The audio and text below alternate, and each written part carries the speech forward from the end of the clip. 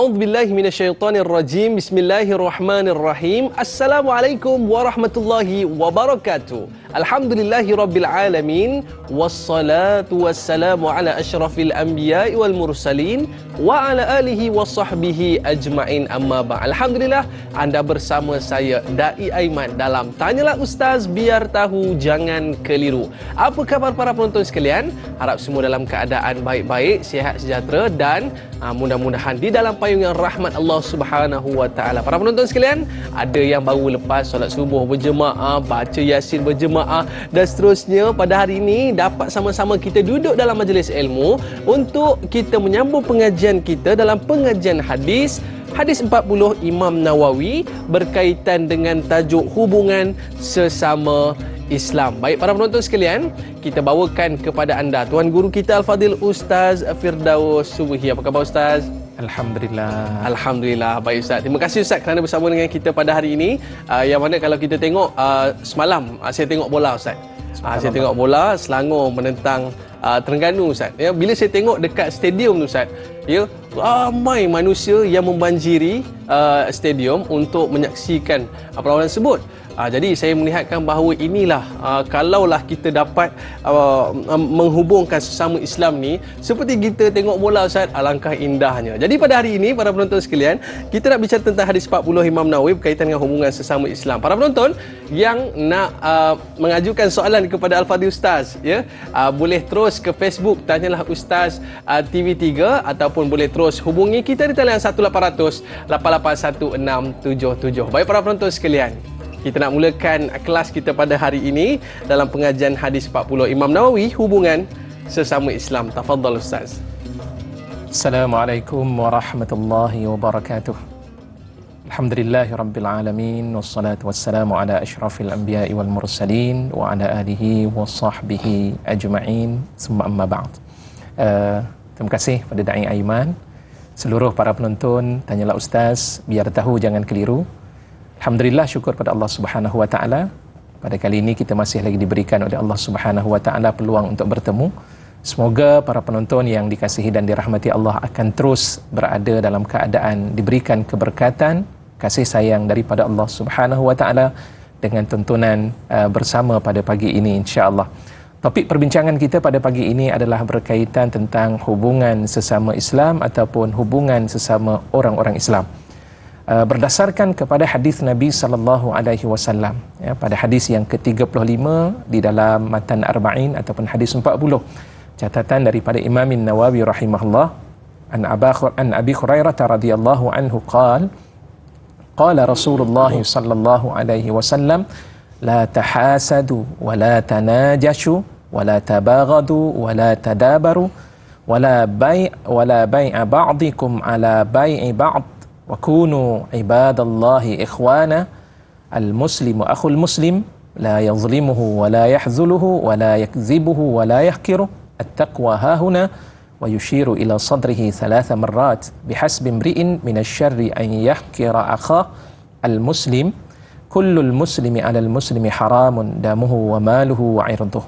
Jadi daripada hadis riwayat daripada Imam Muslim ini daripada Abu Hurairah radhiyallahu anhu, di mana Rasulullah sallallahu alaihi wasallam bersabda, yang pertamanya Rasulullah kata la tahasadu, janganlah kamu memiliki sifat dengki mendengki sesama kamu, wala tanajashu, dan janganlah kamu saling tipu menipu, wala tabaghadu, dan janganlah kamu saling benci membenci, dan janganlah wala tadabaru, jangan kamu saling belakang membelakangi, maksudnya langsung tidak memandang di antara seorang muslim dengan seorang muslim yang lain akibat kebencian tersebut. Wala bai'a ba'dikum ala bai'i ba'd, dan janganlah kamu mengatasi jualan sebahagian kamu ke atas sebahagian yang lain. Wa kunu ibadallahi ikhwana, dan jadilah kamu sebagai hamba-hamba Allah ini bersaudara, seorang muslim ke atas seorang muslim itu bersaudara. Janganlah dia menzaliminya, janganlah dia menganiayanya, dan janganlah ia berbohong ataupun mencacinya. Takwa itu terletak di dada. Rasulullah sallallahu alaihi wasallam menunjukkan sebanyak 3 kali seseorang itu cukuplah bagi seseorang itu melakukan kejahatan bila mana dia mencaci dan memaki akan saudaranya. setiap seorang muslim ke atas seorang muslim yang lain diharamkan oleh Allah Subhanahu wa taala darahnya, hartanya dan juga irdihi, marwahnya. Jelas daripada hadis ini memberikan gambaran kepada kita bahawa Islam yang diturunkan oleh Allah Subhanahu wa taala tidak sama sekali membawa kepada permusuhan, tidak sama sekali membawa kepada pergaduhan. Sebaliknya Islam dengan nama Islam itu sendiri pun kita mengetahui ia merupakan dinun salam, iaitulah dinus salam, iaitu agama yang membawa kepada kedamaian itu sendiri. Maka lantaran daripada itu disebut dengan beberapa aspek oleh baginda Rasulullah sallallahu alaihi wasallam bagi menunjukkan tentang tanda kasih sayang seorang muslim itu terhadap seorang muslim yang lain. Ini perkara yang begitu penting yang kadang-kadang hari ini kita tidak lagi meraihkan. Sebagai sifat seorang Islam tidak mengambil berat terhadap seorang Islam yang lain. Dan Rasulullah sallallahu alaihi wasallam begitu menekankan hal seumpama ini. Kenapa? Sebab di situlah bibit-bibit keimanan yang akan diberikan oleh Allah Subhanahu wa taala. Kalau kita mengambil hadis yang lain, Rasulullah sallallahu alaihi wasallam menyebutkan la yu'minu ahadukum hatta yuhibba li akhihi ma yuhibbu li nafsihi. Dan tidak dianggap sempurna iman seseorang kamu sehinggalah dia mengasihi dan menyayangi saudaranya semuslim ke atas saudaranya yang lain. Jadi jelas sekali daripada hadis seumpama ini mengajar pada kita supaya kita mengambil sikap berkasih sayang dalam hidup. Dan sifat kasih sayang ini kita akan lihat dalam perbincangan kita seterusnya ini, insya-Allah beberapa perkara-perkara penting yang perlu kita ambil berat. Dan di antaranya dalam hadis ini Rasulullah menyebutkan beberapa perkara-perkara yang penting untuk kita mengambil berat tentang hal sifat dan juga sikap seorang muslim terhadap seorang muslim yang lain. Masya Allah, terima kasih Ustaz. Ini dia sebagai mukadimah pertemuan kita pada hari ini, menjelaskan sebuah hadis yang mementingkan kasih sayang sesama Muslim. Ialah mana tidaknya nanti suatu hari nanti kalau kita tak ada, siapa nak uruskan jenazah kita? Pastilah kaum kerabat ataupun jiran tetangga yang akan menguruskan jenazah kita. Dan itu pentingnya kasih sayang sesama Muslim dalam kejiranan dan di dalam persahabatan. Jadi Ustaz, kita dah boleh ke terima soalan daripada Facebook kita Ustaz? Silakan. Baik, kita bersama dengan Syamir Akmal yang mana dia tidak boleh menzaliminya, membiarkannya, yakni dalam kehinaan, membohonginya dan juga menghinanya. Ketakwaan itu di sini sambil baginda menunjuk ke dadanya sebanyak 3 kali. Apakah maksud hadis ini? Baginda SAW menunjukkan ke dadanya sebanyak 3 kali. Mohon pencerahan Ustaz. Baik, terima kasih kepada saudara Syamir atas soalan yang dikemukakan. Di dalam hadis tersebut Rasulullah sallallahu alaihi wasallam menyebut at-taqwa hahuna. Sifat takwa, takut kepada Allah Subhanahu wa taala dengan makna yang pelbagai. Tetapi pada saat yang serupa, kenapa baginda sallallahu alaihi wasallam menunjuk ke dadanya? Rasulullah menunjukkan ke dadanya sebab segala sifat kasih sayang itu dia akan wujud apabila lahirnya hati yang mulia. Dengan erti kata yang lain, sebelum kita mencapai tahap berkasih sayang, maka hati itu perlu dipulihkan terlebih dahulu. Sebab segala bentuk sifat-sifat mazmumah itu dia lahir daripada hati itu sendiri. Kerana itu, adanya hadis Nabi SAW, Rasulullah bersabda, inna fil jasadi mudghah, idza salahat, salahal jasadu kulluhu, wa idza fasadat, fasadal jasadu kulluhu, ala wahyal qalb. Sesungguhnya dalam diri manusia itu ada ketulan darah. Jika baik ketulan darah tersebut, maka baiklah akan anggota yang ada pada dirinya. Tetapi jika sekiranya rosak akan ketulan darah tersebut, maka rosaklah seluruh anggota yang ada pada dirinya. Lantas Rasulullah mengatakan, ala wahyal qalb. Itulah dia yang dinamakan sebagai hati.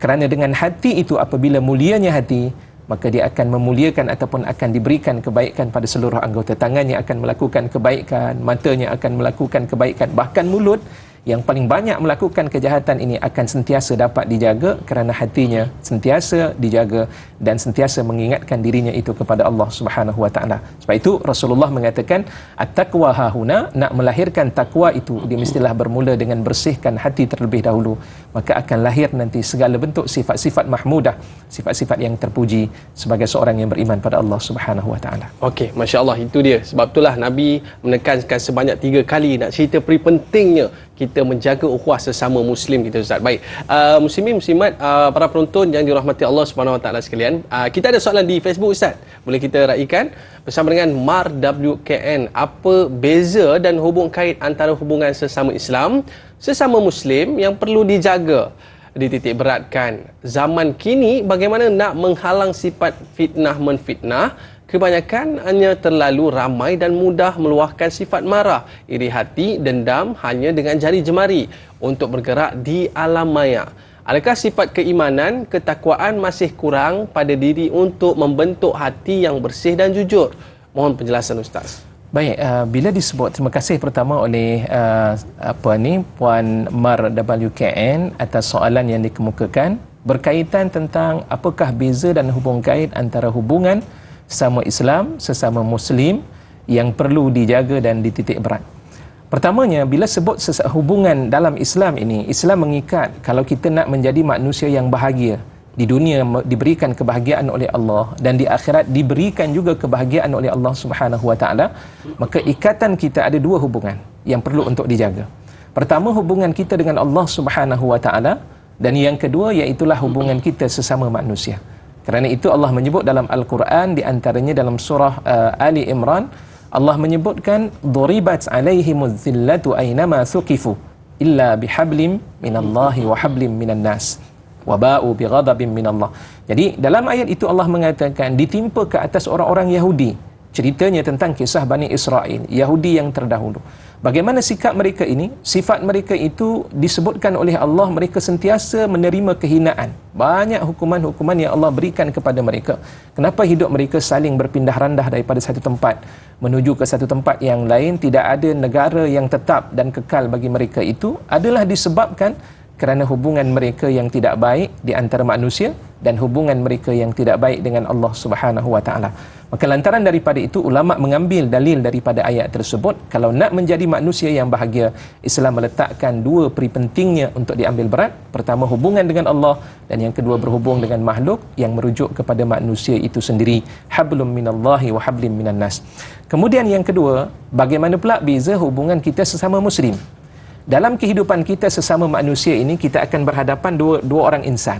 Pertama, orang yang tidak beriman kepada Allah Subhanahu Wa Taala, dan yang kedua, mereka yang berada dalam keadaan beriman kepada Allah yang disebut dengan nama Muslim. Allah jelaskan antaranya dalam surah Al-Hujurat pada ayat yang ke-10. A'udzubillahi minasyaitanirrajim. Innamal mu'minuna ikhwah. Adapun orang-orang yang beriman itu mereka bersaudara. Maka diletakkanlah beberapa hak-hak persaudaraan yang tertentu. Itu yang pertama. Dan kemudian yang kedua, dalam ayat itu juga nak memberikan gambaran bahawa orang yang menyebut dan menyatakan dirinya beriman kepada Allah Subhanahu Wa Taala, maka mereka perlu untuk menjaga hubungan persaudaraan di antara seorang Muslim dengan seorang Muslim yang lain. Ya, sebab itu disebut tadi dalam hadis baginda sallallahu alaihi wasallam, tidak sempurna iman seseorang sehinggalah dia mencintai dan menyayangi saudaranya seperti mana dia menyayangi akan dirinya. La yu'minu ahadukum hatta yuhibba li akhihi ma yuhibbu li nafsi. Kalau kita sayang pada diri kita, kita jaga penampilan kita. Begitulah yang kita nak lihat apa yang berlaku kepada saudara kita. Ada berlaku kesalahan dan kesilapan, kita akan tegur apa pun kesilapan dan kesalahan yang dilakukan. Di saat ketika mereka ini melakukan kebaikan, kita puji mereka, berikan tanda syukur kepada mereka. Jazakallah, semoga Allah memberikan balasan kepada kamu. Hayyakallah, itu kata-kata dalam. Sebab itu saya tertarik dengan orang-orang Arab ni. Mereka akan berkata dengan perkataan-perkataan pujian. Hayyakallah, semoga Allah menghidupkan akan diri kamu dengan keberkatan dan sebagainya. Maka itulah di antara beza hubungan kita dalam Islam dan hubungan kita sesama umat Islam itu sendiri. Itu dia. Baik Ustaz, maknanya itulah kepentingan kita untuk menjaga hubungan sama Muslim. Dan saya ada terdengar dalam sebuah hadis yang mana mengatakan tidak beriman seorang ataupun tidak beriman seorang selagi mana dia tidak, yang pertama, menghormati tetamunya dan juga memuliakan jirannya dan juga berkata baik, Ustaz.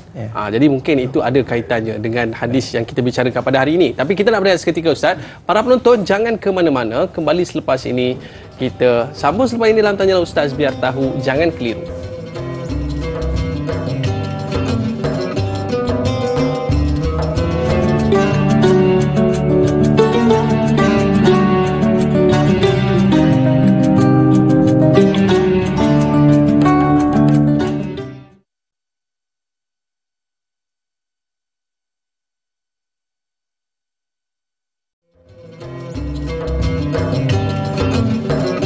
Jangan dengki, jangan tipu, jangan caci, jangan cakap belakang-belakang.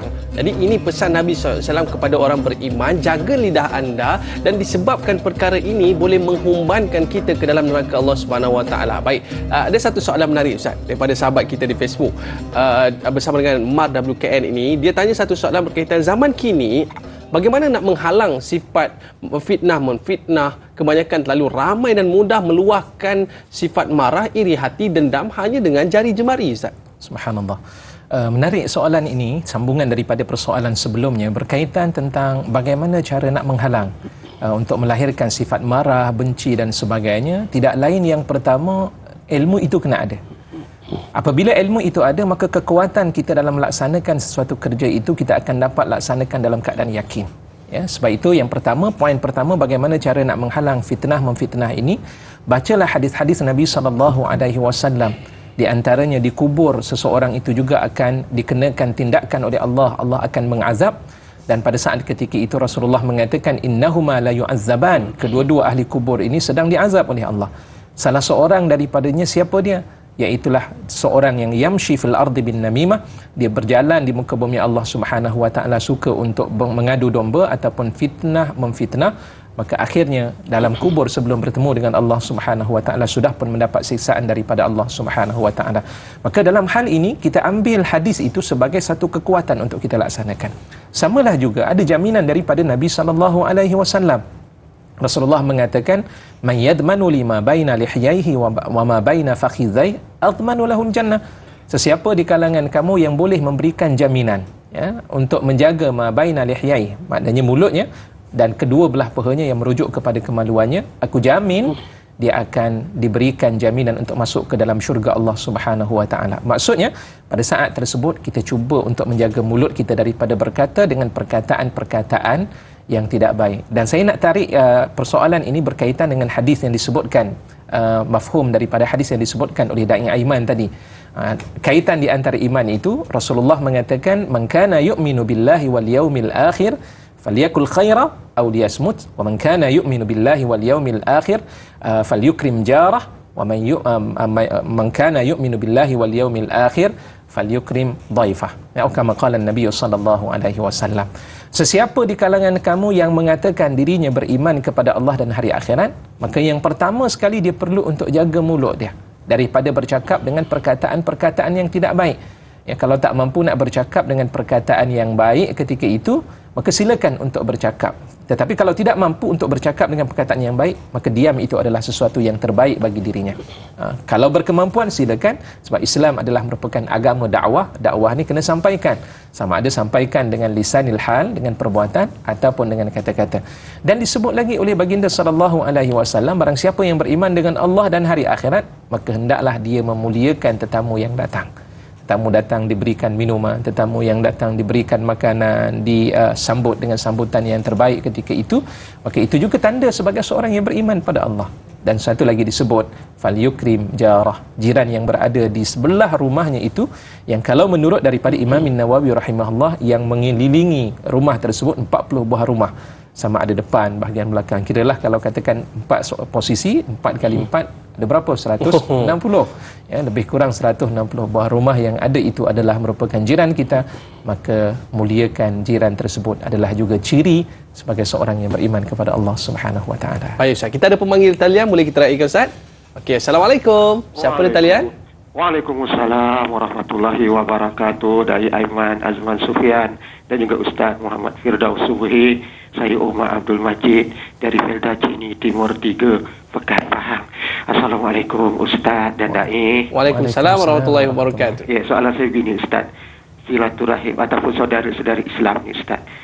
Sedangkan kita ni dalam keluarga adik-beradik kadang-kadang bergaduh sampai mati Ustaz.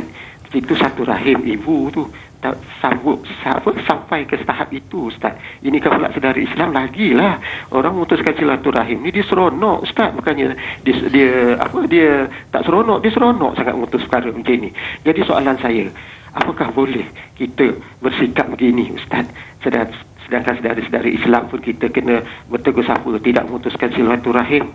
Ini pula macam mana pula nak jawab dalam kubur kelak ditanya oleh nungkar nangkir, siapa saudara-saudaramu, macam mana boleh ke jawab benda begini Ustaz?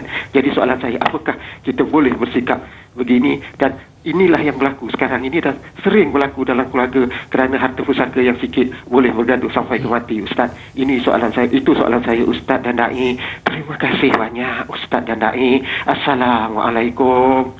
Waalaikumsalam warahmatullahi wabarakatuh. Sila Ustaz. Terima kasih pada Haji Omar setia bersama dengan Tanyalah Ustaz dan menarik perbincangan tersebut. Hal ini bukan hanyalah sekadar kata-kata, tapi ia merupakan satu realiti yang banyak berlaku di kalangan umat Islam, khususnya sesama ahli saudara ataupun kerabat dalam kehidupannya. Saya nak sebutkan ada sebuah hadis Nabi SAW, riwayat daripada Imam Muslim, di mana baginda SAW menyatakan, man sarrahu an yubsata lahu rizquhu wa yunsa'alahu fi athari falyasil rahimah. Barang siapa yang berminat dalam hidupnya, pertama Allah nak memberikan kepadanya keluasan dari sudut rezekinya, dihamparkan rezekinya. Yubsat ni artinya dihamparkan lah, ya, basatah. Artinya Allah akan luaskan dalam kehidupan kita rezeki. Semua orang nak kalau boleh rezeki kita tidak sempit, tidak payah untuk mendapatkan rezeki daripada Allah. Dan yang kedua, Rasulullah memberikan jaminan siapa yang berminat. Menariknya hadis itu menyebut dengan berminat. Tak berminat tak apa, tapi kalau sekiranya berminat untuk Allah panjangkan usianya, subhanallah, tak ada orang yang nak cepat mati. Kalau boleh usia 80 tahun, 90 tahun, itu harapan daripada manusia, tapi mereka terlupa. Rasulullah mengatakan falyasil rahimah, maka hendaklah dia merapatkan dan mengikat hubungan silaturahim sama mereka. Sebab itu hadis ini memberikan ingatan kita yang jelas. Hidup kita di dunia adalah merupakan ujian daripada Allah Subhanahu wa taala, dan Allah nak menguji ni. Bila Allah sayang pada kita, Allah berikan ujian. Salah satunya kita tidak dapat mengelakkan perselisih fahaman yang berlaku di kalangan umat Islam, khususnya di antara sanak saudara kita.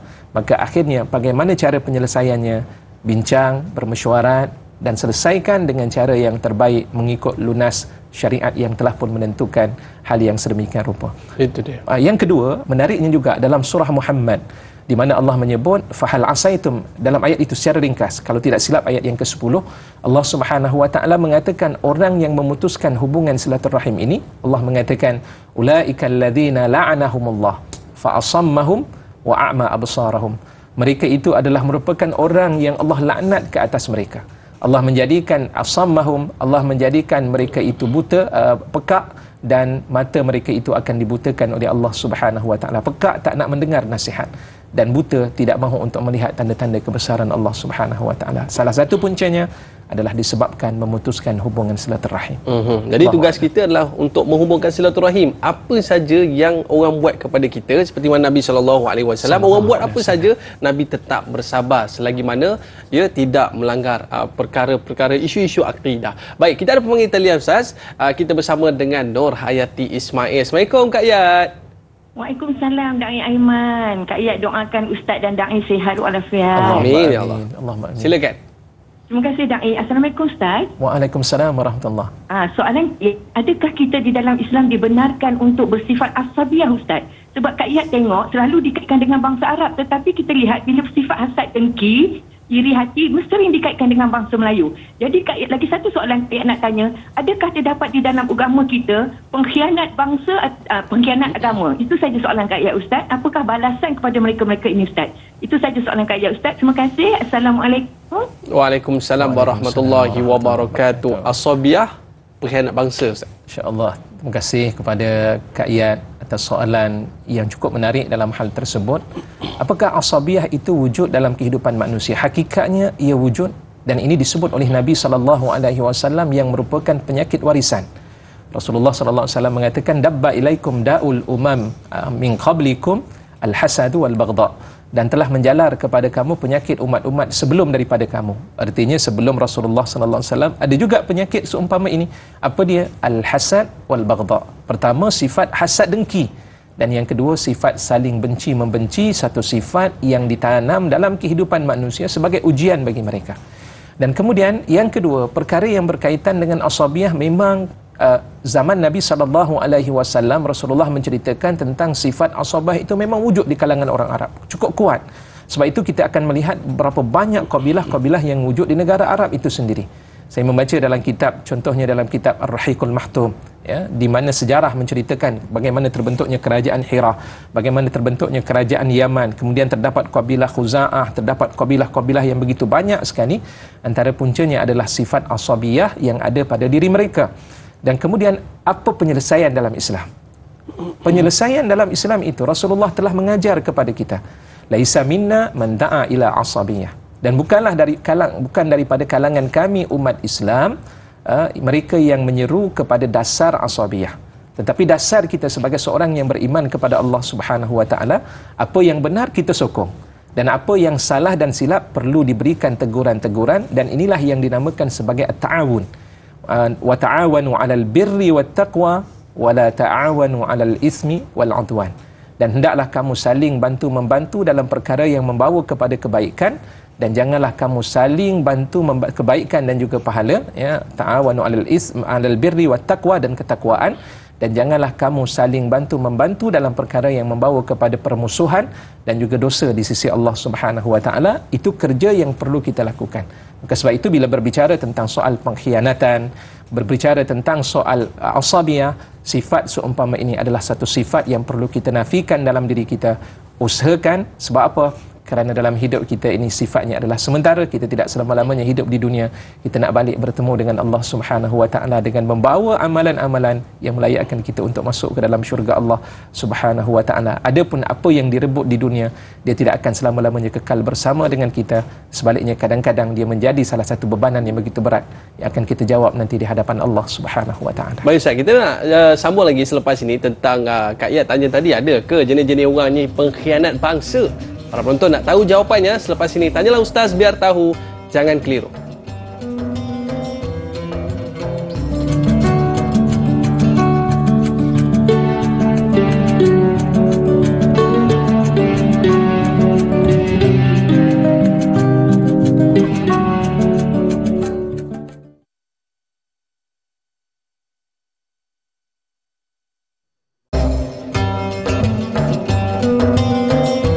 Alhamdulillah, kembali dalam Tanyalah Ustaz biar tahu, jangan keliru, bersama dengan saya Dai Aiman. Pada hari ini kita membicarakan hadis yang ke-35 Ustaz, iaitu berkaitan dengan persaudaraan Islam dan hak Muslim itu sendiri. Baik Ustaz, sahabat kita di Facebook nak tanya soalan, tapi sebelum tu saya nak mengajukan soalan tadilah. Kita tergantung satu soalan yang mana Kak Iyad kata, ada ke jenis keadaan mengkhianati bangsa ni Ustaz? Macam mana gayanya tu? Subhanallah.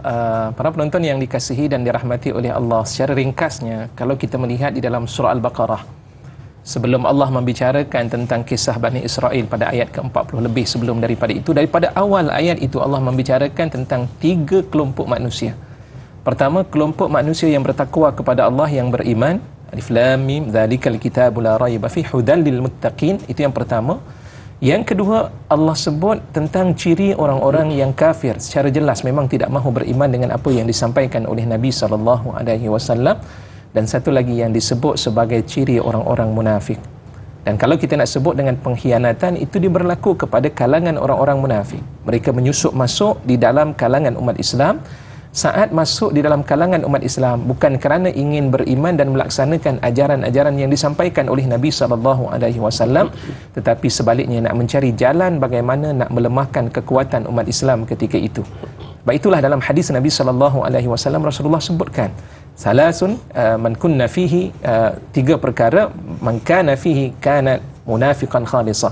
3 perkara yang barang siapa memilikinya, maka dia dianggap sebagai seakan-akan dia itu adalah seorang munafik yang sebenar. Yang pertama, apabila dia bercakap, iza haddatsa kadzaba, bila bercakap dia berdusta. Iza utumina khana, bila Allah berikan kepadanya amanah untuk melaksanakan tuntutan-tuntutan di dalam Islam itu, maka lantas pada saat ketika itu dia khianat terhadap segala bentuk tanggungjawab tersebut. Wa idza wa'ada ghadara, dan apabila dia berjanji, dia tidak menunaikan janji-janji yang telah pun diberikan ketika itu. Jelas sekali daripada hadis itu menyebutkan tentang hal dan sifat seumpama ini, dan sifat inilah yang berlaku di kalangan golongan munafik yang hakikatnya tidak beriman kepada Allah Subhanahu wa taala. Inilah mungkin dalam bahasa kita kata pengkhianat bangsa. Di zaman Nabi SAW, pengkhianatan itu berlaku di kalangan bangsa Arab itu sendiri yang dipimpin oleh Abdullah ibn Ubay ibn Salul. Allahu a'lam. Maknanya yang pertama tadi Ustaz sebut, kalau dia berkata dia tipu. Kalau diberi amanah, dia khianati. Kalau dia berjanji, dia tak tepati janji. Ini di antara ciri orang munafik. Jadi siapa yang terkena tu, dia terasa sendiri dalam kehidupan kita ni Ustaz ya. Di sinilah yang kita dapat lihat siapa yang munafik, siapa yang benar-benar memperjuangkan agama Islam itu sendiri Ustaz. Baik Ustaz, kita ada sahabat kita di talian bersama dengan Ismail Maisir. Assalamualaikum. Waalaikumsalam warahmatullahi wabarakatuh, Da'i dan Ustaz. Silakan. Okey, soalan pagi ini saya tanya Ustaz. Apakah hikmah Islam menitik beratkan ikatan hubungan sesama Muslim walaupun tiada pertalian darah daging? Dan apakah tidak sempurna iman seseorang jika tiada kasih sayang antara satu sama lain? Itu soalan saya pagi ini. Terima kasih. Assalamualaikum warahmatullahi wabarakatuh. Waalaikumsalam warahmatullahi wabarakatuh. Walaupun tak ada talian darah Ustaz, tapi dalam Islam tetap menerapkan tentang untuk hubungan silaturahim ni Ustaz. Baik, terima kasih kepada Haji Ismail atas soalan tersebut. Salah seorang juga di antara teman-teman setia kita di dalam rancangan Tanyalah Ustaz. Walaupun dia bukan seorang yang bersaudara, tetapi kenapa Islam mengikat mereka ini sebagai seorang yang bersaudara apabila masuk ke dalam orang yang beriman ataupun mereka yang dinamakan sebagai Muslim. Seperti mana dalam surah Al-Hujurat pada ayat yang ke-10 tadi Allah mengatakan innamal mu'minuna ikhwatun fa aslihu baina akhawaykum. Sesungguhnya orang-orang yang beriman itu dia bersaudara, maka damaikanlah di antara saudara-saudara kamu yang bermusuh-musuhan. Menarik pada ayat itu. Soalannya, kenapa Islam meletakkan hal demikian? Inilah dia ajaran Islam. Islam nak mengajar pada kita bahawa Islam tidak pernah mengajar permusuhan dalam hidup. Islam mengajar perdamaian dalam kehidupan ini, dan Islam mengajar segala perkara dalam hidup ini semuanya membawa kepada kebaikan. Apakah tidak seronok saat ketika kita bertemu dengan teman kita, jumpa, Assalamualaikum, kita doakan dia, selamat salam sejahtera ke atas kamu, semoga kamu mendapat kedamaian daripada Allah Subhanahu wa taala, bersalam-salaman, tahadat az-zunub. Rasulullah menyatakan saat ketika kita bersalaman, dosa-dosa kecil ketika itu akan berguguran daripada musafahah ataupun bersalaman tersebut. Masya-Allah, semuanya itu membawa kepada kedamaian dan kebaikan. Maka itulah intipati yang dibawa di dalam ajaran Islam itu sendiri. Kenapa? Sebab nak melahirkan kehidupan yang bahagia di dunia, sa'adatan fid dunya wa sa'adatan fil akhirah. Kebahagiaan di dunia dan kebahagiaan di hari akhirat. Kalau tidak ada perkara tersebut, apa yang berlaku? Hanya kebaikan berlaku dalam lingkaran keluarga semata-mata, dengan orang lain tak apalah. Kami tak buat apa-apa pun tak jadi masalah, sebab yang penting kami jaga tentang ahli keluarga kita. Dan akhirnya akan berlaku juga permusuhan sesama mereka, dan itulah yang dikatakan asabiyah yang berlaku di kalangan orang Arab ketika itu. Mereka akan mempertahankan bangsanya semata-mata, tapi dengan orang lain itu lantaklah mereka nak lakukan apa. Islam tidak begitu. Islam mengajar kepada kita persoalan saat ketika kita membantu saudara kita, Allah juga akan membantu kita. Wallahu fi aunil abdi ma kana al-abdu fi auni akhi. Allah itu akan sentiasa membantu seseorang hamba selagi mana dia membantu akan saudaranya dalam kehidupan di dunia ini. Okey Ustaz, kita ada pemanggil talian bersama dengan Ilyas Abu Bakar. Assalamualaikum. Assalamualaikum. Dan juga Ustaz Firdaus Subhi, semoga sihat, semoga dirahmati Allah. Amin. Soalan saya di sini, apakah punca yang menyebabkan orang-orang Islam terpecah dan bangsa Melayu itu juga sendiri berpecah? Adakah daripada sifat tiada kasih sayang, doa mendoa di antara satu sama lain, dan perasaan hasad itu masih lagi menebal di dalam hati? Walaupun Islam ni agama kita, Rasulullah ya Allah adalah model kita, telah membawa akhlak yang elok, tetapi kita tak nak ikut. Dan masih lagi kita berpecah belah, meracuni fikiran apa ni. Adakah kita juga mau pengaruh yang besar, dan kita sanggup juga orang kata menghubungkan dengan musuh-musuh Islam? Tetapi dengan orang Islam itu sendiri kita mengabaikan kasih sayang, tolak ansur dalam macam mana pendapat Ustaz untuk kita mendapat kasih sayang, rahmat merahmati, doa mendoa di antara sama kita.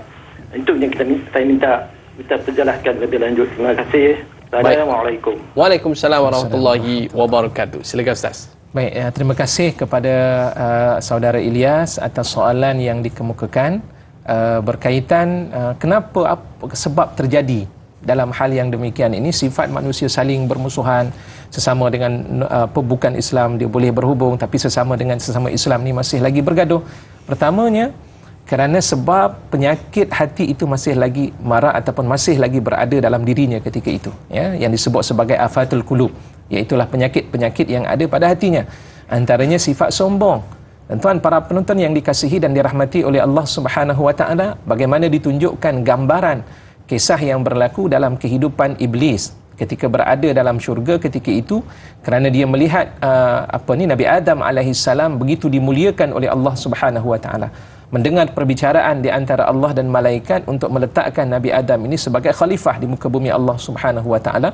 Dan akhirnya saat ketika itu timbul perasaan dalam diri iblis bila diminta untuk sujud kepada Allah Subhanahu wa taala, bahkan sujud kepada Nabi Adam alaihissalam, maka apa jawapan kata daripada iblis? Aba wastakbara wa kana minal kafirin. Jadi antaranya Allah mengatakan dia enggan ketika itu, dia tidak mahu untuk sujud di hadapan Adam. Apa yang dia katakan? Dia kata, khalaqtani min nari wa khalaqtahu min tin. Aku dijadikan daripada api, sedangkan Adam ni hina, dia dijadikan daripada tanah. Tidak ada sifat tawaduk. Antara punca yang menyebabkan mereka saling bergaduh, antara punca yang menyebabkan saling bermusuhan sesama umat Islam itu sendiri, sebab utamanya adalah akibat daripada ego dan juga kesombongan yang ada pada dirinya. Nak menyelesaikan masalah, buanglah ego yang ada pada diri kita. Kembalilah kepada saranan yang telah pun disampaikan oleh Nabi SAW.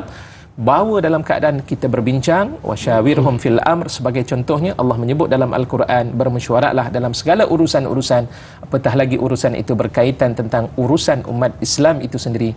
Maka kaedah dan juga jalan penyelesaiannya, kita kembali kepada peringatan-peringatan yang dibawa oleh Nabi SAW. Tidak sayangkah kita untuk menjadi manusia yang akan diberikan naungan oleh Allah Subhanahu wa taala, al-mutahabbin, iaitulah orang yang hidupnya saling sayang menyayangi. Kerana Allah Subhanahu wa taala, Allah bagi perlindungan kepada mereka, bahkan diberikan naungan di saat tidak ada naungan melainkan naungan daripada Allah Subhanahu wa taala. Dan orang ini juga adalah merupakan orang yang begitu dicemburui oleh para nabi dan para syuhada. Sebab itu kita kena bentuk sifat dalam diri kita, hilangkan kesombongan yang ada, buang sifat-sifat hasad, sifat-sifat benci. Kekuatan Islam ada pada hubungan yang erat dan hubungan yang kuat. Jika hubungan ini tidak ada, Islam akan hilang dan Islam akan ataupun umat Islam itu akan terhapus di muka bumi Allah Subhanahu wa taala, wa na'udzubillah. Masya-Allah, itu dia 4 penyakit yang ada dalam diri kita, yang ada di dalam hati kita, iaitu jangan kita dengki mendengki, tipu menipu, benci membenci, ya, maknanya belakang membelakangi di antara satu sama lain. Dan selepas ini Ustaz, saya nak tanya Ustaz tentang jangan kita tipu menipu dalam perniagaan tu. Macam mana, apa maksud yang sebenarnya? Para penonton nak tahu apa kupasannya? Kembali selepas ini, tanyalah Ustaz, biar tahu jangan keliru.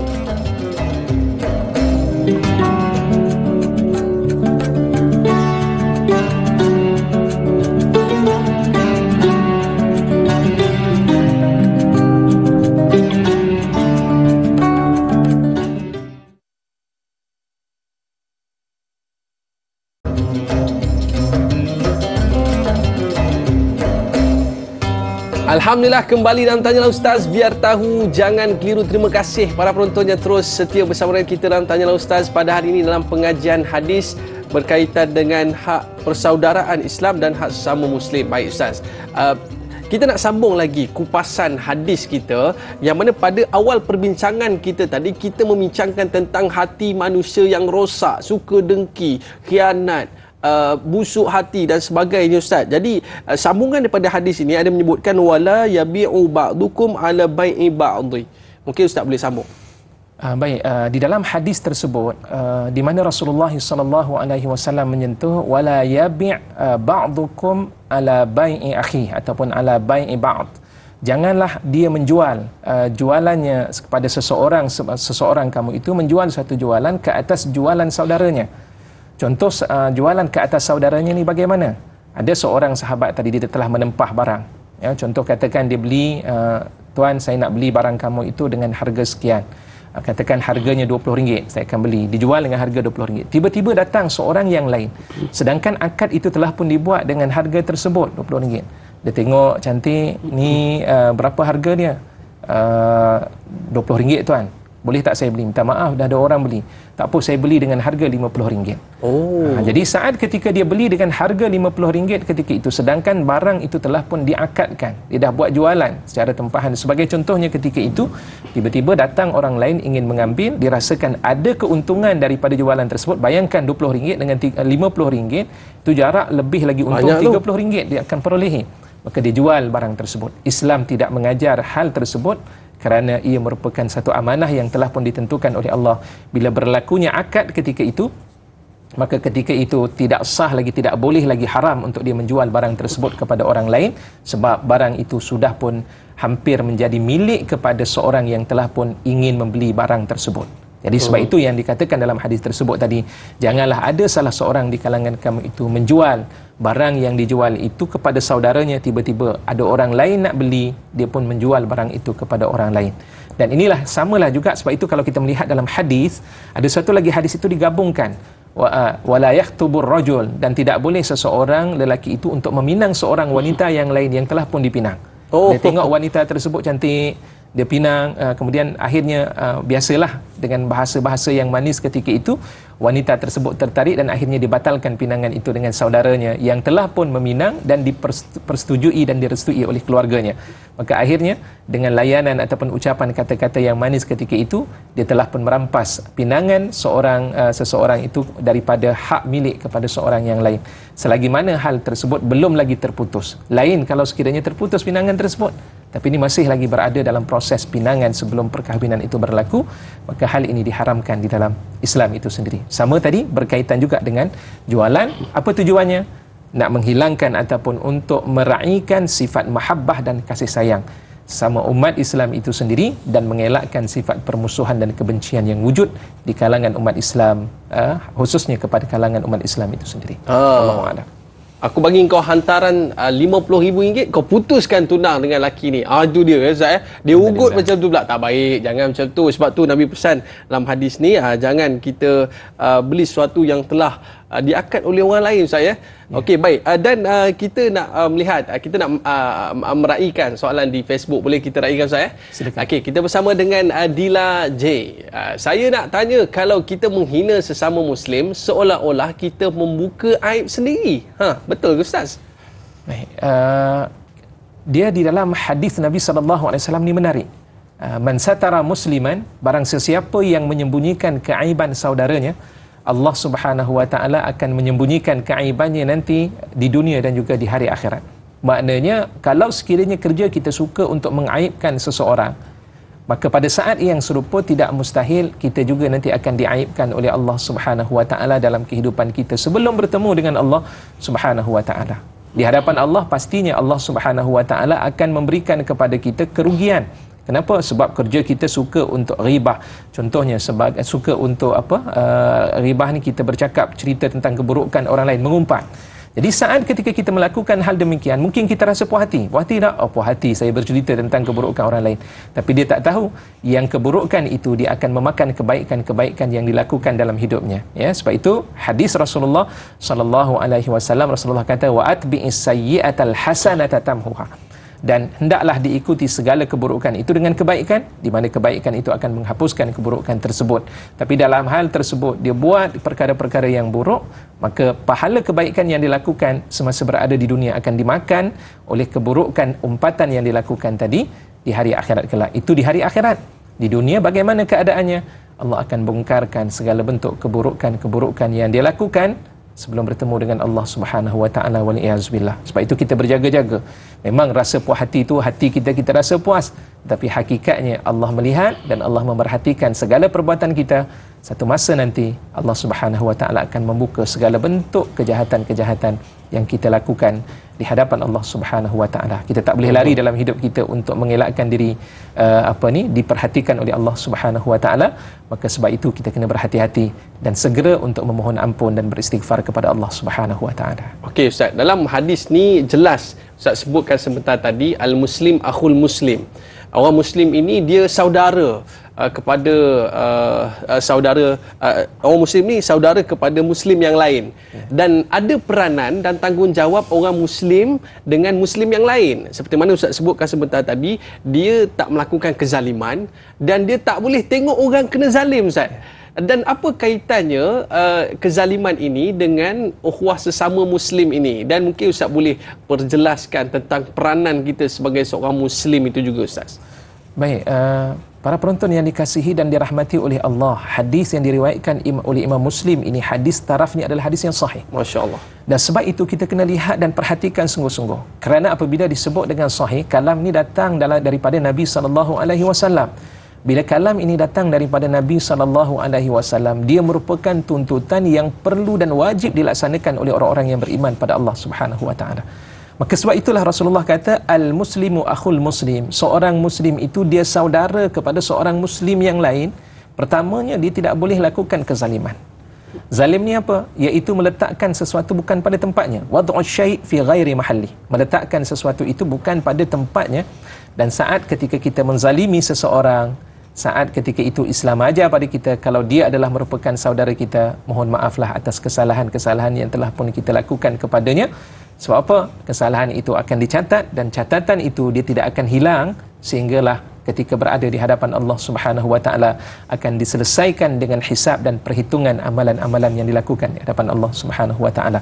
Sebab itu tadi, perkara yang pertama, tanggungjawab yang penting, jangan sampai kita menzalimi sesama umat Islam. Tak kira dalam perniagaan ke, dalam apa dalam juga apa keadaan saya? Sama ada dalam perniagaannya, dalam keadaan hubungan sesama dirinya. Sehingga kan Rasulullah kata, kalau kita bertiga, di kalangan orang Islam ni bertiga, jangan berbisik-bisik dengan dua orang, dia akan menyakiti saudara dia yang berada di sebelah. Sampai tahap itu yang disebut oleh Nabi SAW, nak mengatakan jaga hati orang Islam itu perlu diberikan keutamaan. Bahkan hadis riwayat daripada Abi Daud, Rasulullah kata, la tusahib illa mu'minan. Janganlah kamu bersahabat dan berteman melainkan kamu berteman dengan orang-orang Islam. Itu nak memberikan gambaran apa dia? Hubungan yang cukup rapat sesama umat Nabi Muhammad SAW. Pertama poinnya, jangan sampai kita menzalimi mereka. Dan yang kedua, saat ketika mereka berada dalam keadaan terbiar, jangan tidak dibantu. Wala yahzuluhu, jangan dibiarkan mereka itu. Saat ketika mereka ini menjadi tawanan kepada pihak musuh. Sebagai contohnya, apa kerja kita? Contoh pihak musuh minta kena bayaran sekian-sekian, kita kena membantu mereka sampai tahap tersebut. Bahkan hadis juga menyambung dalam hadis tersebut, jangan cakap bohong ataupun berdusta. Bercakap dengan kalam-kalam dusta untuk mengelakkan dirinya itu daripada dipersalahkan, dia berbohong dan melakukan perkara yang tidak baik kepada seorang Muslim yang lain. Dan Allah sebut dalam Al-Quranul Karim, saya terlupa surahnya, tapi Allah mengatakan, innal ladzina yu'zunal mu'minina wal mu'minat bighairi maktasabu faqad ihtamalu buhtanan wa isman mubina. Allah sebut dalam Al-Quran, orang-orang yang menyakiti akan orang-orang yang beriman, sama ada lelaki maupun perempuan, dengan sesuatu yang mereka tak lakukan, maka sesungguhnya mereka telah membawa satu pembohongan yang besar dan juga dosa yang besar yang nyata di hadapan Allah Subhanahu Wa Taala. Kerja ini bukan satu kerja yang mudah. Perbuatan yang dilakukan itu, dia akan menghadapi suatu hukuman yang begitu besar nanti di hadapan Allah Subhanahu Wa Taala. Jadi sebab itulah, dalam hidup sebagai seorang Muslim, perhubungan persaudaraan itu perlu diperkuatkan. Dan bila kita bercerita dengan hak-hak, maka Islam meletakkan hak-hak yang cukup hebat. Ada 6 hak yang perlu untuk dilakukan oleh seorang Muslim terhadap saudara Muslim yang lain. Antaranya apa yang disebut oleh Nabi SAW. Rasulullah kata, idza laqitahu fasallimhu. Apabila kamu bertemu dengannya, bagilah salam, ya, memberikan salam kepadanya. Bila dia berada dalam keadaan sakit, wa idza marida fa'udhu. Bila dia berada dalam keadaan sakit, pergilah menziarahi orang yang sakit, tanpa mengira apapun fahaman, apapun ideologi. Namanya Muslim, namanya mukmin, kita lawat mereka. Dan di antaranya, wa idza stansahaka fansahlah. Apabila dia nak minta nasihat pada kamu, saya ada masalah begini, maka kita kena bantu untuk menyelesaikan masalah yang dihadapi olehnya. Ini sikap sebagai seorang mukmin terhadap saudara mukmin yang lain. Hatta termasuk dia bersin sahaja, hanya sekadar bersin, alhamdulillah sebut. Rasulullah kata apa? Fashammithu, maka hendaklah dia memberikan jawapan yarhamkallah, ya, semoga Allah yarhamukallah, semoga Allah Subhanahu wa taala memberikan rahmat kepada kamu. Subhanallah, begitu indah dan cantiknya seorang Islam kepada seorang Islam yang lain saling doa mendoakan, saling bantu membantu dan mempertahankan saudaranya semata-mata kerana Allah Subhanahu wa taala. Itu dia. Anda semua macam mana, dah tulis ke, dah senaraikan ke tanggungjawab Muslim terhadap Muslim? Kita kalau kita ambil mudahlah Ustaz, cukuplah kita dengan jiran sebelah rumah lah kan. Adakah kita laksanakan tanggungjawab yang Ustaz sebutkan tadi, iaitu kita tak menzalimi jiran kita dan kita tak biar orang dizalimi di luar sana. Dan tadi Ustaz kata tambah lagi dengan beri salam dan banyak lagi. Jadi anda semua senaraikan, tulis dekat ruangan komen di Facebook kita agar kita dapat kongsi sama-sama. Baik, para penonton sekalian, sahabat kita di Facebook ada nak ajukan soalan bersama dengan Sahziatus Siddiq. Bagaimana bagi yang bersikap talam dua muka? Apakah tergolong dalam golongan munafik? Ini kerana apabila bersama dua individu berbeza saling tipu menipu dan saling memfitnah. Apabila berhadapan dengan dua individu berbeza, apakah ini juga termasuk dalam golongan mengadu domba sehingga menghadirkan sifat membenci dan kesalahfahaman antara satu sama lain, Ustaz? Allahu Akbar. Secara mudahnya, terima kasih kepada Puan Sahziatus Siddiq atas soalan yang dikemukakan sifat mengadu domba.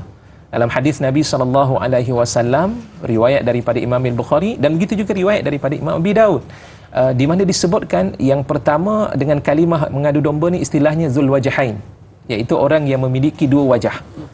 Satu wajah dia berada di tempat yang lain dengan bentuk yang lain, dengan penampilan yang lain, dan kemudian dia berada pada satu tempat yang lain dengan penampilan yang berbeza daripada sikap yang asal yang ada pada dirinya. Maka mereka ini dikenali dengan nama Zul Wajahain, mereka yang memiliki dua wajah. Sebab itu jangan namakan anak nanti dengan nama bunyi sedap Ustaz, saya namakan anak saya dengan Zul Wajahain ni. Jangan kita lakukan demikian. Sebab apa? Hadis yang pertama, Imam Al-Bukhari mengatakan tajidu min syirarin nasi yaumal qiyamati indallah, sesungguhnya kamu akan dapati orang yang paling teruk sekali di sisi Allah Subhanahu wa taala. Syirar ni orang paling jahat sekali di sisi Allah pada hari kiamat kelak, iaitulah Zal Wajahain, iaitu seorang yang memiliki dua wajah. Ya'ti haula'i biwajhin wa haula'i biwajhin. Dia datang kepada satu kelompok dengan wajah yang lain, dengan penampilan ataupun dengan sikap yang berbeza, dan dia bertemu dengan satu lagi kelompok dengan sikap yang berbeza daripada sikap asal yang ada pada dirinya. Rasulullah mengatakan sebagai syirarin nas, manusia yang paling dahsyat dan paling jahat nanti pada hari kiamat kelak, Allah akan hukum mereka. Dan kemudian yang kedua, dalam hadis riwayat daripada Abi Daud, secara ringkasnya Rasulullah SAW menyatakan sesiapa yang memiliki dua wajah di dunia, di hari akhirat kelak Allah akan sediakan dengan dua lidah daripada api neraka Allah Subhanahu wa taala. Kenapa? Allah nak hukum dia. Oleh kerana kamu semasa berada di dunia, semata-mata kamu nak dapatkan kelebihan bagi diri kamu, akhirnya kamu berwajah bermuka-muka dalam hidup kamu ini. Nanti ingat, di hari akhirat kelak Allah sediakan dengan dua lidah. Dua lidah ini adalah lidah yang diperbuat daripada api neraka Allah Subhanahu wa taala, yang disebut sebagai lisanani min nar. Dua lidah daripada api neraka Allah Subhanahu wa taala, wal iyaz billah. Jadi sebab itu kena berhati-hati dengan hal seumpama ini. Rasa menguntungkan diri semasa berada di dunia nampak macam menyeronokkan, tapi tunggu di hari akhirat kelak Allah sediakan dengan sesuatu yang cukup menakutkan, yang pastinya akan mereka ini rasai kepedihan demi kepedihan yang akan dihadapi dengan sikap yang ditunjukkan semasa berada di muka bumi Allah Subhanahu wa taala. Masya-Allah, para penonton sekalian, anggota apa yang tak ada tulang? Betul, anggota iaitu lidah kita. Tapi tulang ini boleh memutuskan silaturahim, dan dengan lidah ini juga Ustaz dapat merobohkan sesebuah empire, dan dengan lidah inilah dapat mengeruhkan apa saja hubungan di antara kita. Jadi oleh sebab itu para penonton sekalian, jaga lidah anda, dan dengan lidah ini juga dapat menghubungkan kita untuk masuk ke dalam syurga Allah Subhanahu Wa Taala. Betul saya? Sungguh, bahkan dalam hadis Baginda SAW mengatakan seluruh anggota kita ni dia akan bagi nasihat pada lidah semasa kita bangun di waktu pagi. Itu ada dalam hadis Nabi SAW di mana dia kata ittaqi ayyuhal lisan, wahai lidah, ittaqillah, bertakwalah kamu kepada Allah.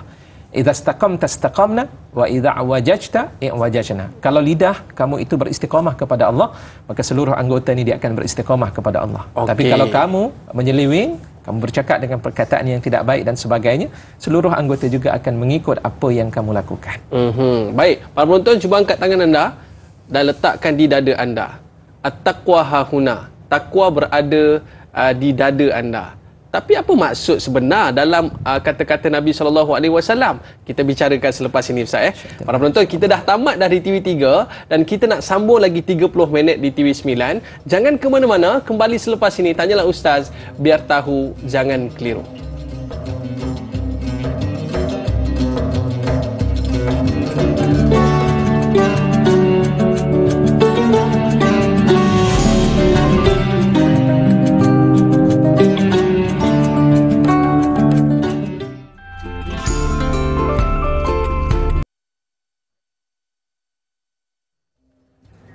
Alhamdulillah, kembali dalam Tanyalah Ustaz, biar tahu, jangan keliru. Terima kasih para penonton yang terus setia bersama dengan kita pada hari ini dalam pengajian hadis yang ke-35, yang mana kita menyebutkan tentang satu perkara berkaitan dengan persaudaraan di dalam Islam, Ustaz. Dan Ustaz dah sebutkan tadi tentang hak sesama Islam, hak sesama Muslim, iaitu jangan kita menzalimi dan jangan kita tengok je orang kena zalim. Dan ini tanggungjawab kita, jangan kita berbohong, ya, dan jangan kita menghina orang lain. Ini perkara penting kepada kita sebagai seorang Muslim, yang mana Ustaz sebutkan sebentar tadi, orang Muslim ini saudara kepada Muslim yang lain.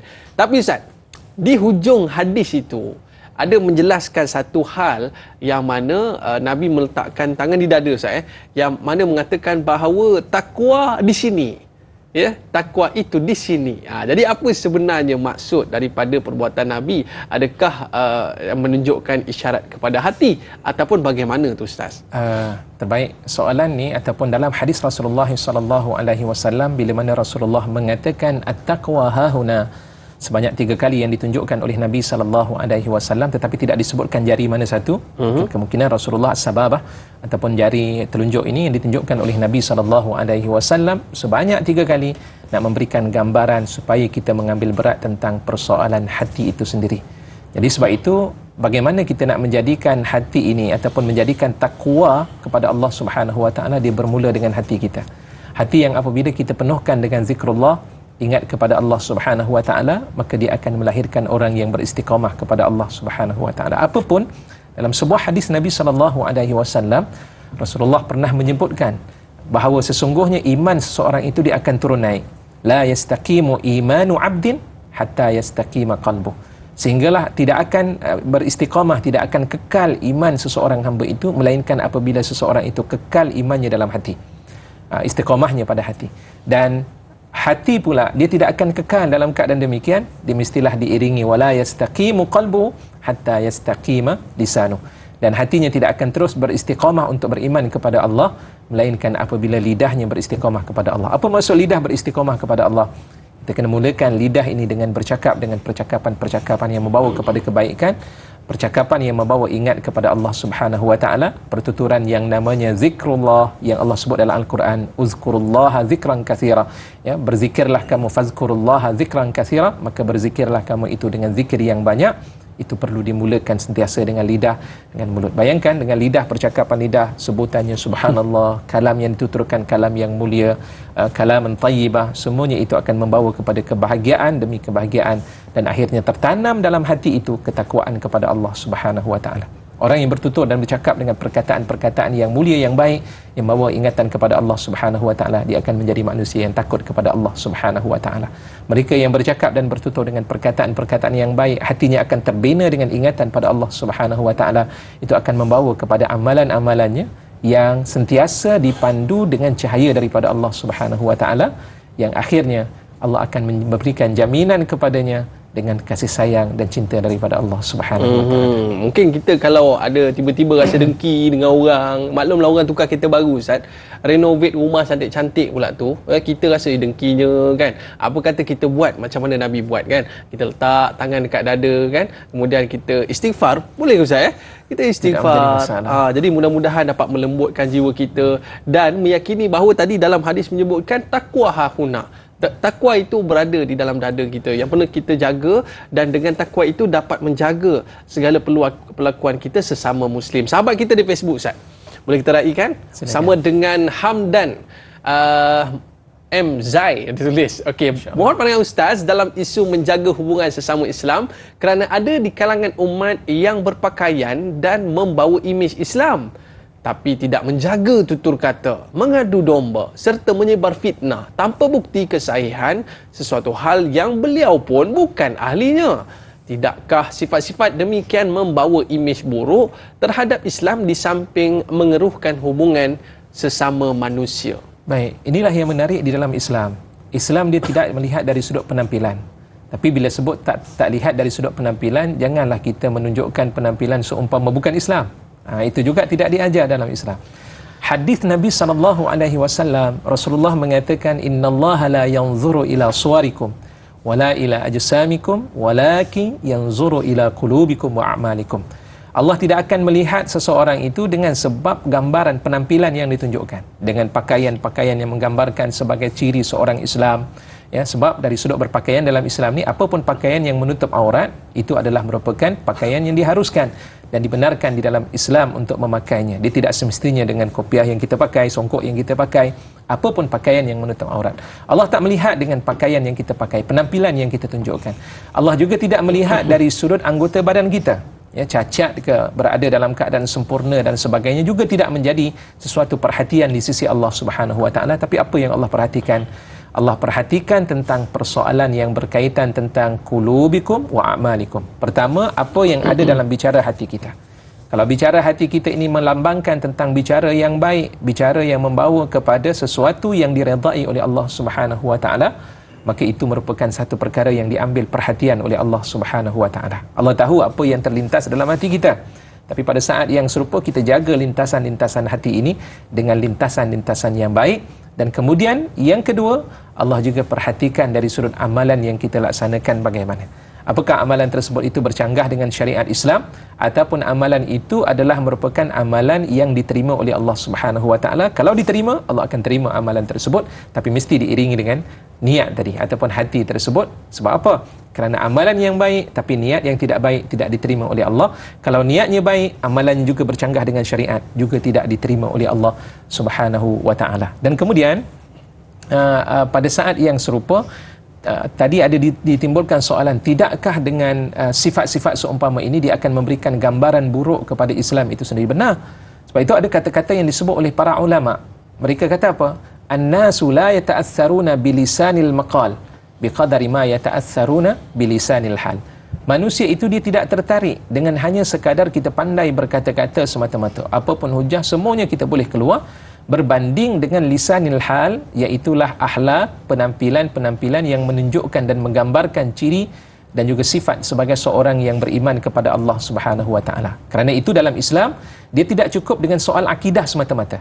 Dalam Islam, dia tidak cukup dengan ibadah semata-mata, tapi Islam meletakkan dan disempurnakan dengan namanya akhlak.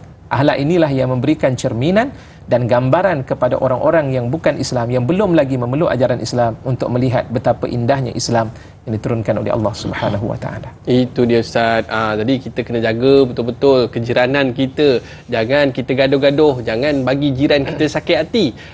Jangan bagi kawan-kawan kita rasa tak suka dengan kita. Sebab saya pernah dengar dalam sebuah hadis Ustaz, yang mana Nabi SAW bersabda bahawa tak beriman seseorang kalau dia menyebabkan jiran dia rasa tak senang, tak aman dengan kejahatan dia Ustaz. Itu yang kita takut. Nabi sebut 2 kali. Betul. Tak beriman tu. Ustaz boleh cerita sikit tak tentang perkara ini? Dia betul dalam hadis Rasulullah sallallahu alaihi wasallam. Rasulullah kata wallahi la yu'min. Wallahi la yu'min.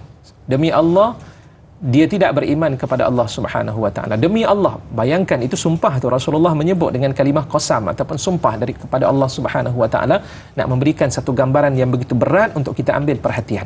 Apa dia?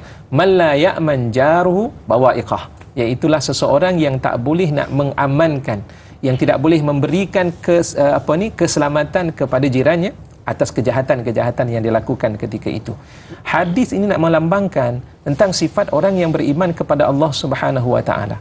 Contoh, katakan dia ni rajin, masya-Allah, pergi ke masjid. Alhamdulillah, hubungan dengan Allah tu baik. Solatnya dijaga, alhamdulillah. Tapi pada saat yang serupa, hubungan dengan jiran tidak diambil perhatian, maka ini juga adalah merupakan kalangan orang yang rugi dalam kehidupannya.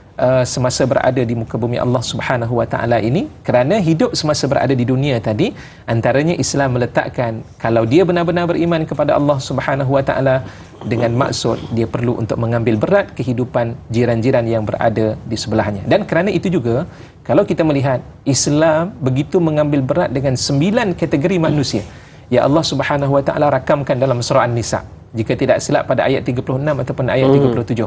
Wa'budullah wa la tusyriku bihi syai'a wa bil walidaini ihsana wa bidzil qurba wal yatama wal masakin wal jari dzil qurba wal jaril junub was sahibi bil jambi wabnis sabil.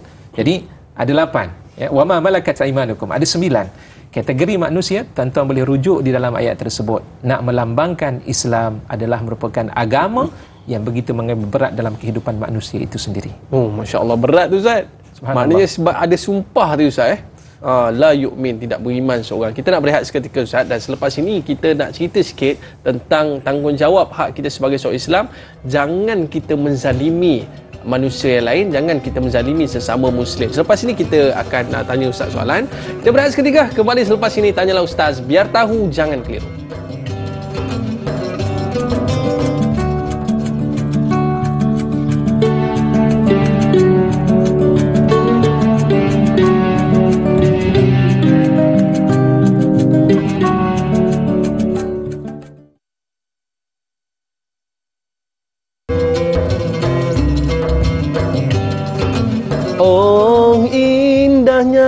Jika kita dapat bersama, hidup selalu gembira di dunia ini.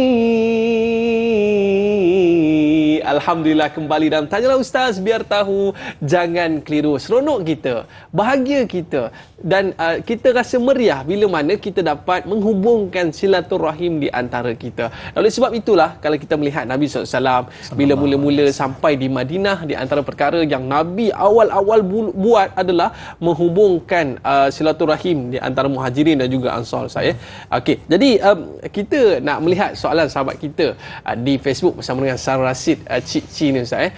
Mengapa Islam sangat melarang umatnya memutuskan tali silaturahim? Seperti mana yang dinyatakan dalam surah Hujurat ayat yang ke-10, sungguhnya orang-orang yang beriman itu bersaudara, maka damaikanlah di antara keduanya yang bertelingkah. Silakan Ustaz. Baik, kenapa umat Islam ini dilarang untuk memutuskan ikatan silaturahim? Pertama, disebabkan dia adalah merupakan tuntutan di dalam Islam agar jangan sampai kita memutuskan hubungan tersebut. Tadi dalam surah Muhammad, Allah Subhanahu Wa Taala menyebut orang yang memutuskan hubungan silaturahim ini, mereka ini dianggap sebagai orang yang akan mendapat laknat dan kutukan daripada Allah. Ulaikal ladzina la'anahumullah. Jadi bila sebut dengan laknat, hidup kita tidak akan mendapat keberkatan daripada Allah Subhanahu Wa Taala. Dan yang kedua, Islam meletakkan kekuatan Islam itu sendiri dengan adanya hubungan. Dan sebab itulah dalam surah contohnya Allah sebut dalam juzuk yang keempat, Allah mengatakan apa dia? Wa'tasimu bihablillahi jami'an wa la tafarraqu. Dan berpegang teguhlah kamu dengan tali daripada Allah, dan janganlah kamu saling berpecah-pecah dan berpisah-pisah sesama kamu. Islam tak ajar pada kita dengan hal yang demikian. Bahkan dengan perbuatan berlakunya niza' ataupun berlakunya perselisihan, pergaduhan, perbalahan sesama kita, itu dia tidak menguntungkan Islam. Dalam surah Al-Anfal sebagai contohnya, Allah mengatakan wa ati'ullaha wa ati'ur rasul wa la tanaza'u fatafshalu wa tadhhaba rihukum wasbiru innallaha ma'as sabirin. Wa ati'ullaha wa ati'ur rasul, taatlah kamu kepada Allah dan taatlah kamu kepada Rasul. Wa la tanaza'u, ayat ini penting untuk kita ambil perhatian. Dan Allah ingatkan, janganlah kamu saling berbalah bergaduh sesama kamu, fatafshalu, nanti kamu akan mendapat kegagalan, kamu akan memperolehi kekalahan, dan fatafshalu wa tazhaba rihukum, segala kekuatan-kekuatan kamu itu akan pergi, tidak ada bantuan daripada Allah Subhanahu Wa Taala. Wasbiru, tapi bersabar, selesaikan masalah yang berlaku, cara berbincang dan sebagainya. Innallaha ma'as sabirin. sesungguhnya Allah bersama dengan orang-orang yang bersabar, ataupun innallaha ma'as sabirin.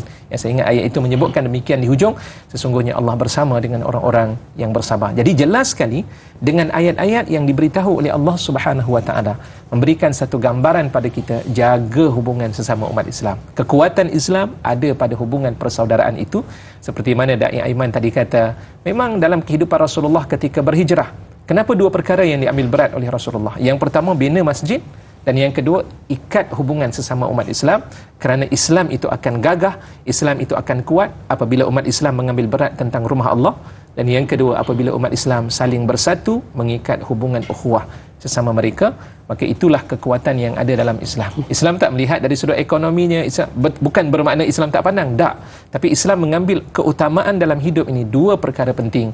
Kalau dua perkara yang penting ini dapat dijaga, insya-Allah ada kekuatan lain, cabang-cabang kepada yang lain itu akan terbuka dan akan diberikan keberkatan oleh Allah Subhanahu wa taala. Sebab itu perkara ini perlu diambil berat, perkara ini perlu untuk difokuskan dalam hidup ini. Jika tidak, kita akan terus berada dalam keadaan gagal, umat Islam akan terus berada dalam kehinaan demi kehinaan, seperti mana yang disebut oleh Nabi sallallahu alaihi wasallam dan dinyatakan oleh Allah Subhanahu wa taala di dalam Al-Quranul Karim. Bagaimana doa kita nak mustajab kalau sekiranya hubungan kita seringkali bermusuhan?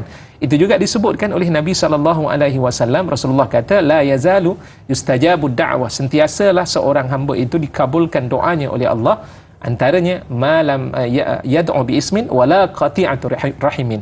Pertama, dia tidak melakukan dosa. Yang kedua, dia tidak memutuskan hubungan silaturahim, dan dia berdoa pada Allah, Allah akan mengkabulkan doa tersebut. Bahkan ada dalam hadis yang lain, secara ringkasnya disebutkan dalam matan hadis tersebut itu, setiap daripada hari Isnin dan juga hari Khamis, Allah akan membuka dalam Allah akan membuka waktu mustajab doa kita. Kita minta doa pada Allah, mohon ampun, Allah akan ampunkan dosanya. Melainkan apabila seseorang itu dia bermusuh sesama mereka di kalangan umat Islam, maka Allah akan melihat dia bermusuh ataupun tidak. Dia doa tak dikabulkan. Dia mohon ampun pada Allah, Allah tak akan ampunkan ketika itu disebabkan permusuhan yang ada. Kerana itu, selesaikan permusuhan kita. Kalau kita bergaduh, jangan sampai lebih daripada 3 hari. Kerana Rasulullah sallallahu alaihi wasallam juga ajar pada kita, la yahillu li muslimin an yahjura akhahu fawqa 3 layal. Rasulullah kata, tidak halal, tidak boleh bagi seorang muslim untuk menjauhkan diri daripada seorang muslim yang lain lebih daripada 3 hari 3 malam, ya, disebabkan kerana agama, disebabkan kerana hubungan dirinya dengan seorang yang lain. Tapi kalau disebabkan kerana agama, itu ada perbincangan yang lain. Dalam bab kerana agama, mereka itu dipisahkan, seperti mana yang berlaku dalam peperangan Tabuk. 3 orang sahabat Nabi sallallahu alaihi wasallam itu dipisahkan. Rasulullah tidak berbual, Rasulullah baiqat, disebabkan kerana dia telah melanggar perintah daripada Allah Subhanahu wa taala, sehinggalah akhirnya Allah menerima taubat atas kesalahan. Itu pun atas tujuan untuk memberikan keinsafan kepada mereka supaya kembali kepada ajaran dan tuntutan Islam itu sendiri. Sebab itu dalam bab-bab seumpama ini, janganlah sampai kita memutuskan ikatan silaturahim. Kerana memutuskan ikatan silaturahim, kita telah melanggar perintah yang diperintahkan oleh Allah Subhanahu wa taala untuk kita mempertautkan hubungan sesama umat Islam itu sendiri. Wallahu a'lam. Masya-Allah, itu dia Ustaz. Sahabat kita di Facebook, Nur Dahlia Biru, apakah antara tanggungjawab kita sesama muslim dan bagaimanakah adab kita di dalam menjaga harta serta maruah mereka agar tidak menzalimi hak-hak mutlak yang telah mereka miliki? Silakan Ustaz. Baik. Pertama, apakah hak kita sesama umat Islam? Tadi setelah pun saya perjelaskan hadis yang menyebut, yang pertama, kita doakan ataupun kita memberikan salam bila bertemu dengan mereka. Dan kemudian yang kedua, apabila mereka ini menjemput kita, idza da'aka fa'ajibhu. Apabila dia menjemput, seseorang itu menjemput kita datang untuk apa pun jemputan-jemputan yang diberikan, maka sahutlah jemputan tersebut, artinya terimalah akan jemputan tersebut jika sekiranya tidak memberikan kepadanya masalah ataupun ada urusan-urusan yang lain. Apabila minta nasihat, berikan kepada mereka cara nak menyelesaikan masalah yang mudah-mudahan dengan pandangan yang diberikan itu dapat menyelesaikan masalah mereka. Dan kemudian yang ketiga, apabila seseorang itu berada dalam keadaan sakit, fa'udhu, pergilah melawatnya. Apabila seseorang itu bersin daripada saudara kamu, maka di saat ketika dia menyebut Alhamdulillah, jawablah ucapan tersebut itu, kerana itu juga adalah merupakan hak seorang muslim ke atas seorang muslim yang lain. Dan yang terakhir, apabila seseorang daripada saudara kamu itu meninggal, maka hendaklah ikuti jenazahnya sehingga ke kubur, 6 perkara ini disebut oleh Nabi SAW sebagai hak seorang Muslim ke atas seorang Muslim yang lain yang perlu untuk dijaga. Tadi ada soalan yang lain yang di hujung saya terlupa tadi. Okey, baik Ustaz. Mungkin kita ada berbaki dalam 3 minit ataupun 4 minit saja lagi Ustaz. Mungkin Ustaz boleh rangkulkan 3 poin utama yang dapat kita ambil dan bawa balik dan juga kita amalkan pada hari ini Ustaz. Baik, para penonton yang dikasihi dan dirahmati oleh Allah Subhanahu Wa Taala, apa peranan kita yang pertama? Pertama sekali peranan kita, doakanlah saudara-saudara kita dengan kebaikan. Doakanlah mereka ini akan terus mendapat hidayah daripada Allah. Itu perkara yang penting kerana doa seorang Muslim ke atas seorang Muslim yang lain dalam keadaan mereka tidak mendengar, doa ini di antara doa yang paling kuat dan mustajab di sisi Allah Subhanahu Wa Taala, kerana di situ adanya malaikat yang mendengar rintihan, permohonan dan permintaan kita kepada Allah. Dan yang kedua, kalau kita tidak mampu untuk melakukan kebaikan kepada saudara kita, jangan kita buat jahat pada mereka. Ya, sifat kita itu perlu kita jaga. Jika tak mampu nak memberikan apapun kebaikan, jangan sampai kita memberikan keburukan dan kejahatan kepada mereka. Dan yang ketiga, para penonton yang dikasihi dan dirahmati oleh Allah Subhanahu Wa Taala, bentuklah diri kita menjadi seorang yang benar-benar beriman kepada Allah Subhanahu Wa Taala. Di antara perkara yang penting, jagalah hubungan kita sesama manusia, secara khususnya hubungan kita sesama Muslim. Ikatan inilah yang akan memberikan keberkatan dalam hidup kita. Ikatan inilah yang akan memberikan kekuatan kita sebagai salah satu di antara umat Islam. Al-mu'minu lil mu'min kal bunyan. Seorang mukmin terhadap seorang mukmin yang lain itu diumpamakan seumpama bangunan. Bahkan dalam hadis yang lain itu diumpamakan seumpama jasad dia sendiri. Dia akan terasa di saat ketika dia sakit, maka ketika itu penting kepada kita untuk menyembuhkan penyakit yang berlaku dalam anggota kita. Samalah juga dalam kehidupan sebagai seorang Muslim, kita jaga saudara kita tidak lain semata-mata kerana Allah Subhanahu Wa Taala, dan insya-Allah akan lahir halawatul iman, kemanisan iman seperti mana yang telah pun disebutkan oleh Nabi sallallahu alaihi wasallam. Okey, baik Ustaz. Kita nak raikan satu soalan ni mungkin sebagai soalan penutup kita hari ini lah Ustaz bersama dengan Syahira Lia Muhammad. Bagaimana untuk kita mendamaikan? Kita jadi orang tengah ni Ustaz. Mungkin kita dah okey dah, tapi kita nak jadi pendamai antara dua orang yang bertelingkah, yang mana keduanya orang yang kita sayang, tanpa mengguris perasaan dan bersikap adil Ustaz. Baik, pertama, bila berlaku hal yang demikian, kita nak menyelesaikan masalah tersebut, cari penyelesaian yang telah diajar di dalam Islam. Maknanya kedua-dua orang yang bergaduh tadi perlu untuk menjelaskan sesuatu perkara yang sebenar. Dia tidak boleh untuk berbohong, dia tidak boleh untuk berkata apa, dan kita sebagai seorang yang mendengar ketika itu, cari jalan yang dituntut di dalam Islam. Yang betul kita akan perkatakan dia sebagai betul, yang salah kita akan perkatakan dia sebagai satu kesalahan, serta pada saat yang serupa cara olahan ataupun penyampaian untuk kita menyampaikan sesuatu perkara itu, biarlah dengan cara yang tenang, biarlah dengan cara yang tidak menimbulkan provokasi dan sebagainya, agar masing-masing dapat menerima daripada ucapan-ucapan yang disampaikan, dan mudah-mudahan akan ada jalan perdamaian. Ya, memang kadang-kadang manusia ni dia memiliki sifat ego dalam diri mereka, tapi kadang-kadang keegoan itu runtuh akibat daripada cara kita mengolah dan juga menyampaikan kata-kata yang terbaik. Dan inilah yang disebut oleh Allah Allah Subhanahu Wa Taala menyatakan dengan cara yang terbaik, ya, apa yang disebut oleh Allah Subhanahu Wa Taala, saya terlupa, ud'u ila sabili rabbik bil hikmati wal mau'izatil hasanah. Yang pertama dengan cara bijaksana, hikmah, dan juga contoh tauladan yang terbaik. Mudah-mudahan ada penyelesaian. Dan kemudian yang terakhir, ada satu doa yang menarik. Di samping itu, tuan-tuan, para penonton yang dikasihi dan dirahmati oleh Allah Subhanahu Wa Taala, jangan lupa satu doa yang diajar oleh Nabi sallallahu alaihi wasallam. Bahkan hadis mengatakan doa itu dilakukan oleh Nabi ketika berada dalam solat. Ya. Jadi apa dia doanya? Allahumma alif baina qulubina wa aslih zata bainina wahdina subulas salam.